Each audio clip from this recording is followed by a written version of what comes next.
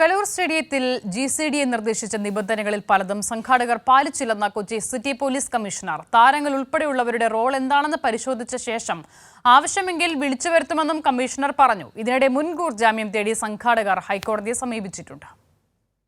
കലൂർ സ്റ്റേഡിയത്തിലെ പരിപാടിയുമായി ബന്ധപ്പെട്ട 24ഓളം നിർദ്ദേശങ്ങളാണ് GCDA സംഘാടകർക്ക് നൽകിയിരുന്നത്. ഇതിൽ പലതും സംഘാടകർ പാലിച്ചിരുന്നില്ലെന്ന് Kochi city police commissioner Puttha Vimaladitya പറഞ്ഞു. ഫയർഫോഴ്സ് ഉൾപ്പെടെ വിവിധ വകുപ്പുകളിൽ നിന്നുള്ള ക്ലിയറൻസ് നേടിയിട്ടില്ല. ദിവ്യ ഉണ്ണി ഉൾപ്പെടെയുള്ളവരുടെ റോൾ എന്താണെന്ന് പരിശോധിച്ച ശേഷം ആവശ്യമെങ്കിൽ വിളിച്ചു വരുത്തുമെന്നും കമ്മീഷണർ പറഞ്ഞു.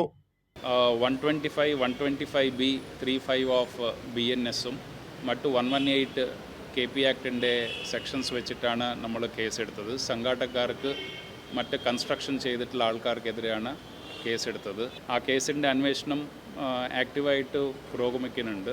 24 ടേംസ് ആൻഡ് കണ്ടീഷൻസ് ഉള്ള ഒരു എഗ്രിമെൻറ്റിലോട് കൂടിയാണ് അവർക്ക് ഏൽപ്പിച്ചത്.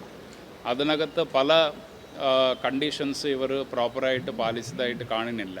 അപ്പോൾ ഇതിനകത്ത് സംഘാടകർ ഭാഗത്ത് നിന്ന് ഒരു കുറച്ചുപേരെ നമ്മൾ ചോദ്യം ചെയ്യുന്നുണ്ട്. കലൂർ സ്റ്റേഡിയത്തിലെ നൃത്തപരിപാടിക്കായി സംഘാടകരെ മൃദംഗാവിഷൻ GCDAക്ക് നൽകിയ അപേക്ഷയിൽ സ്റ്റേഡിയം ഉപയോഗിക്കാൻ വേണ്ടി മാത്രമാണ് അനുമതി തേടിയിരുന്നത്.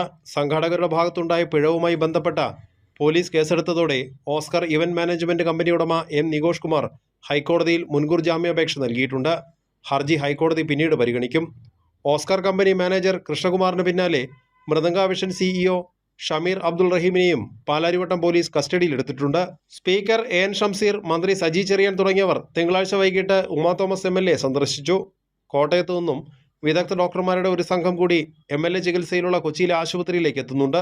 കൈരളി ന്യൂസ്, കൊച്ചി.